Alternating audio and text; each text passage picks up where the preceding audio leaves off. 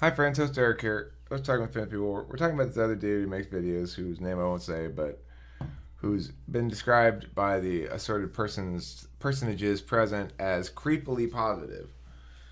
Now,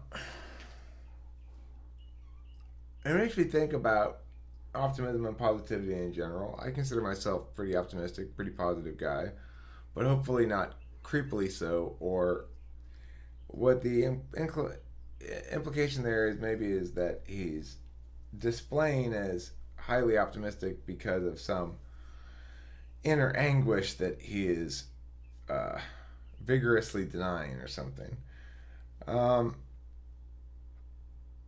what do you guys think about positivity? You all seem overall to be pretty positive people, with the possible exception of Neptune.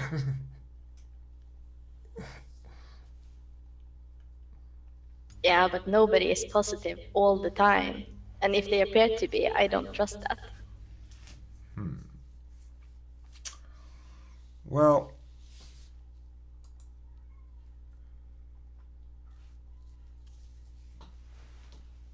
I actually think you're quite positive as well, Neptune. I was sort of making a joke there.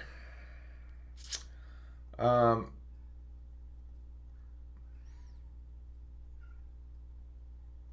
the thing is, I think it's an odd thing to talk about doing actively being positive. It seems as though a certain amount of positivity just sort of goes along with being pleasant and is kind of a default setting that one needn't aspire to. And then negativity happens when, you run out of speed, or that's mostly the main reason why. But even then, I'm not that negative when I'm on a sleepy week. I don't think I get too negative really anywhere, but I think it's the effort behind the positivity that's probably a little off-putting more than it is the positivity itself. Thoughts? Yeah, it's like you can tell if someone's really putting an effort into it. Doesn't seem natural. And yet, it seems to attract a fair amount of viewers. Um, I think people respond well to thumbnails with big facial expressions in them. I've noticed this on a couple of other video makers as well. That if you put a thumbnail with like a big smile or something, that that people will click it more. I mean, I think it is weird when people become a caricature of positivity. It seems like they bought into some weird lie they told themselves, and then they try to spread it by like telling you a lot of lies about how positive everything is. Like, you should believe the lie too. And then it just looks like a whole conspiracy and then makes you anti-positivity movement. Hmm. Do you think I, in general, uh, speak an overtly positivist message? I think that you are very against nihilism when it arises, but it's in a more like cerebral way. It's not like you don't really seem very enthusiastic about it. You're kind of just like, I can win this argument, and then you do, and Well, then that's what matters. That's why I say that too. What matters is who can win the argument. yeah. So, So yeah, you're like, well, if you, I think you said something before along the lines of like neither positivity or negativity makes sense, so you may as well just be more positive. uh, that sounds wise. Let's go with that. Actually, maybe it was Taylor who said that. Sorry to take the credit away. Oh, okay, fair enough. Sounds like a Yaleorian truth. I mean, the thing is, I'd be more positive about positivism than that, probably. I wouldn't say neither would make sense. I'd say positivism makes sense. But see, I see it as, it's not so much a descriptive interaction with reality as it is a creative interaction with reality, that you make it what you want it to be. So might as well make it more fun rather than less fun. Yeah, but everybody's idea of fun is different, right? Well, whose idea of fun is negativity, though? Like, there's certain types of darkness that are kind of fun. I don't know. And people consider it negative. Like when I'm being like playing around with like suicide jokes, people are like, "Whoa, like you're so troubled," and I'm genuinely fine. I think it's just funny. You're so troubled. That's a good name for a band. I think my problem with it is when it's obviously used as a sales technique. Because Can you give me an example? Oh, you mean like cry for attention or something? Yeah. She's talking about the homie who makes those videos that are super positive. Well, INF or just in homie. general. She's talking about negativity or positivity being used as a sales technique. Oh. Yeah, so there could be like the extreme negativity that seems fake just so you can get attention, or the positive one that's like, hey, I'm full of light. Yeah, what Jacob is saying here, it makes it lose its real value and meaning. Well, there was this one video where I did this super nice friend thing at the end of it, and people reacted to it even though it was intended to be like a joke of what it was, you know? But it worked on a basic level anyway, where I just said, you know what? You are my really, really favorite viewer. I talk to a lot of people, but it's you. You're my favorite one. And I don't know, it's just always special to know that you're watching. And when I make these things, I think about you because you really have it all together. It's like you've got the empathy, you've got the intelligence, you've got the beauty, you've got the handsomeness or whatever. You have it all. And people liked that experience of watching me tell them that, even though it's but obviously, you know what? huh? There are people who make own videos with that shit, and a lot of people like to watch it just to feel good or something. I guess. You know, Taylor said he was watching Katie watch it, and Katie was eating it up, like, you know. And then I'd make jokes to her, like, you know, because Katie, you know, you're my favorite viewer. The thing is, I don't use FE like that. I really don't. What up, dog? Hey, are you busy? Not really. I just have a grammar question for you. Okay. So, okay, I remember I was thinking about helping verbs. And I remember how in middle school you said that there's no verb phrase that can have more than 4 helping verbs, right? Correct. So, what does it mean? Like, what would it be? Okay, let's say someone said, I don't know. Wouldn't it make sense if I were to say, I would have had to have been being friendly or something like that? I would have had to have been being friendly. Yeah. Yeah, that makes sense, but the have been being friendly is the object of the preposition to. Or actually it's the infinitive. So it's an infinitive phrase that's the object of it's the direct object. It's an infinitive phrase working as a direct object. To have been being friendly. So it's not part of the first Correct. verb phrase? Correct. It's a separate verb phrase. So the verb phrase I would have had. Right. I would have had. That's just 3 helping verbs, right? That's 2 helping verbs and the main verb have, which is in the past tense. Okay. So what's an example of a sentence with 4 helping verbs? By the time you arrived at dinner, I will have been being served dinner for 1 hour. Okay, gotcha. So there's nothing I could come up with to possibly work as a sentence with more than 4 helping verbs? Correct. Damn. I was hoping I got you there. No, I don't think you're going to win this one, Delilah. You've been trying for years now. I know, I have. I was just thinking about it because, okay, so I was thinking about this is what I'm confused on. So, let's say it's like, okay, like you always hear this on TV, like,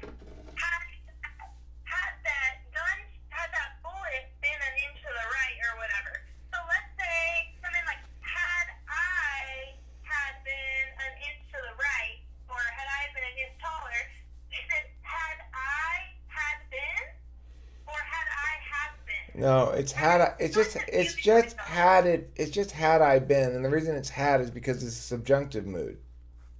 Had I had been? No, just had I been. Had I been an inch to the right, I would have been shot. And the reason Had I had been. no What about no had I had been. Just had I been.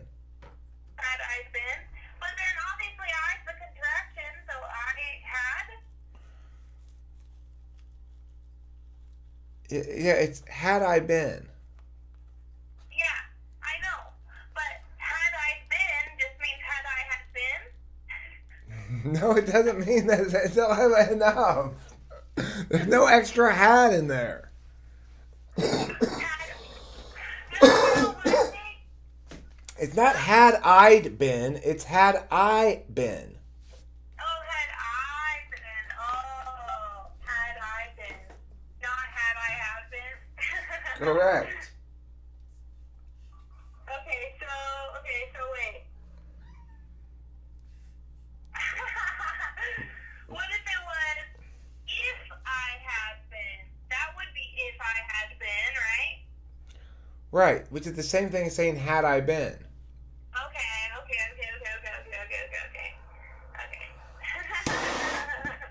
What's your what? Can you come up with a sentence that has as many helping verbs as possible?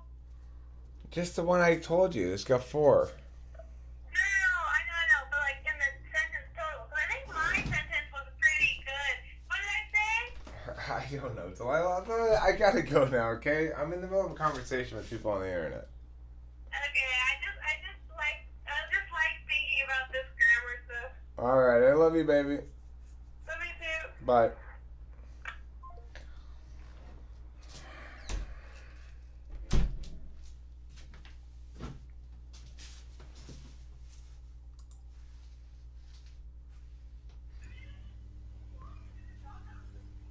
She was quite persistent about that.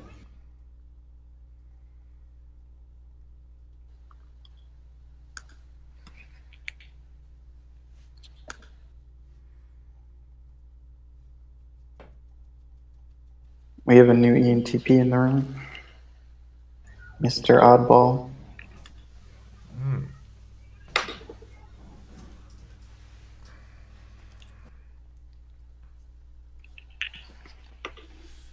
Well, maybe my negativity is that it negates. So,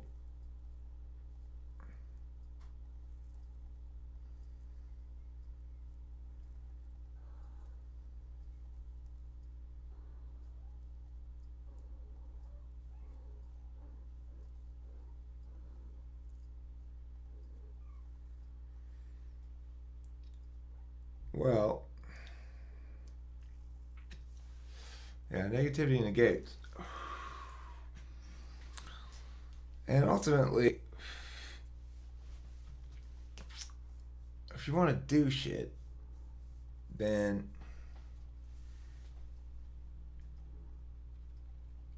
a negative framework can get in the way of getting things accomplished.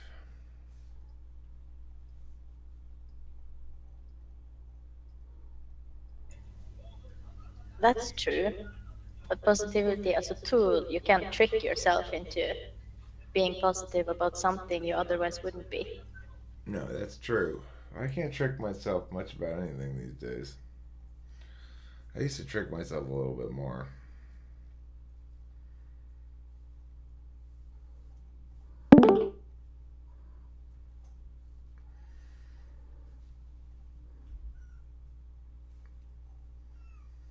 Well, negativity does. I mean, negation is how I naturally parse arguments. Being positive about life and being positive about claims are entirely different matters. So, I mean, when people make claims, I have no problem negating those claims. But it's a different kind of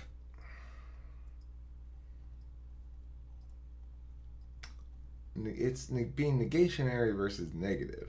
Being negative is like, and therefore life sucks. And therefore, fuck it, why bother with anything? Meh. Like, that kind of shit is just dumb. I don't know.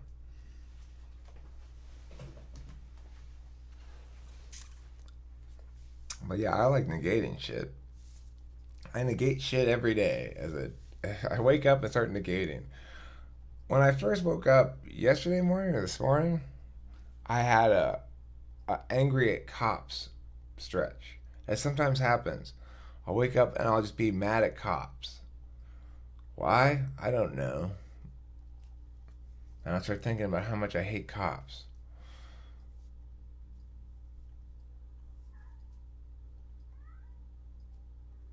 Yeah, I positively think about how much I hate cops. But like, that's a form of negativity insofar as what ends up happening is I'm like, oh, Eric, you're in that spin. You're in that I'm mad spin. And you just gotta pull some balls, go online, talk to some people, and you'll get out of your mood. Angry at the world. Not the world of cops. It No, happens. but just a random target. No, it's always cops. It's always Okay. cops. It happens every couple weeks. I don't know. I mean, I don't really have that much reason to be angry at them. I just wake up and I'm just mad at them. I wake up anti-authority. Some days I do. I don't know. It's kind of silly. I don't like authority.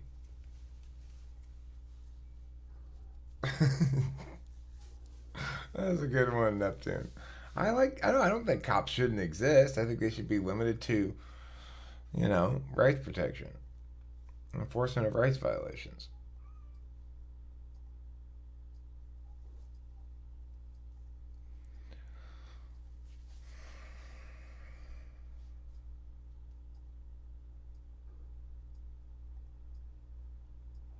You wake up peace loving and go to bed a warmonger.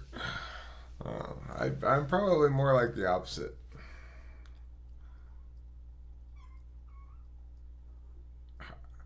I mean, what would be commune about it? There'd be no commune about anything I would be in favor of. I don't know about the anarcho-syndicalist notion.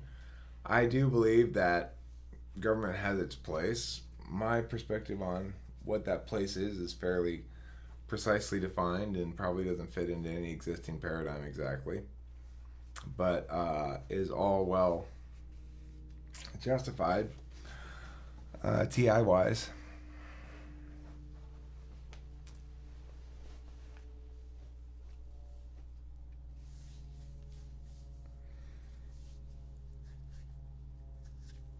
I mean, I'm somewhat of a pragmatist in the sense that I do plan eventually on running for president, and when I become president, I understand that I'm going to have to be okay with a certain amount of incremental change, and that the absolute purest TI supported version of the world is not necessarily the best. And so, like I said, I'm pragmatic. I understand the world we live in now is not bad. I got it pretty good. Things are pretty cush.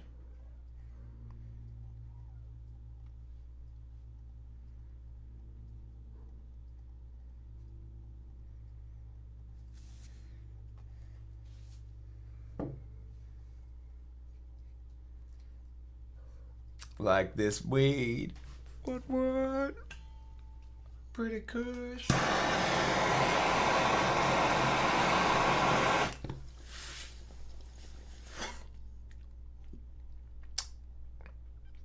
Hey. Smoke weed every day.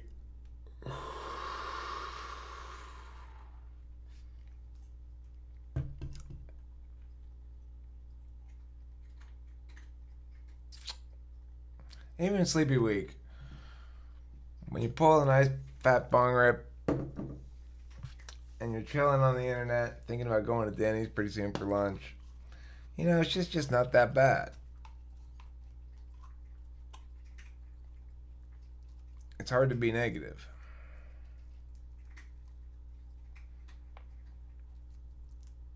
If I were doing something pointless in an office right now, I'd probably be pretty sad.